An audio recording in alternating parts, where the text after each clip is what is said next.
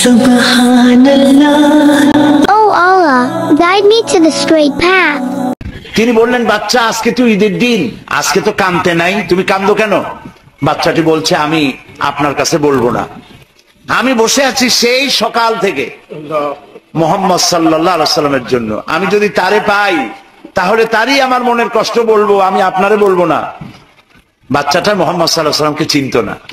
তিনি বসে পড়লেন, বাচ্চারে কোলে উঠালেন, বললেন, বাচ্চা তুমি যার জন্য অপেক্ষা করছো আমি তো সেই মুহাম্মদ সাল্লাল্লাহু আলাইহি ওয়াসাল্লাম, বলো তোমার মনে কি দুঃখ?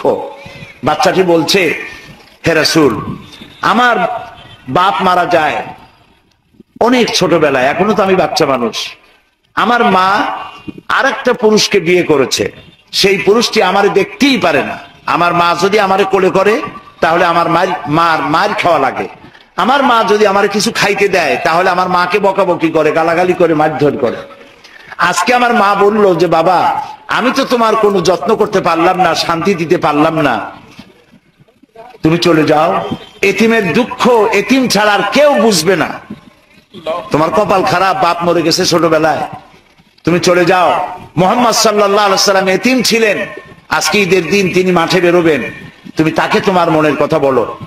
হে রাসূল, আমি সেই সকালবেলা থেকে আমার এই দুঃখ আপনাকে বলার জন্য এসেছি। রাসূল শুনতেছিলেন আর তার চোখ থেকে পানি পড়তেছিল। বাচ্চাকে বললেন, হে বাচ্চা, মুহাম্মদ সাল্লাল্লাহু আলাইহি সাল্লাম যদি তোমার আব্বা হন আর হযরত আয়েশা যদি তোমার মা হন তাহলে তুমি খুশি হবে? বাচ্চা কেঁদে ফেলল। বাচ্চা বলল, হে রাসূল, এর থেকে খুশি আমার জীবনে আর কি হতে পারে?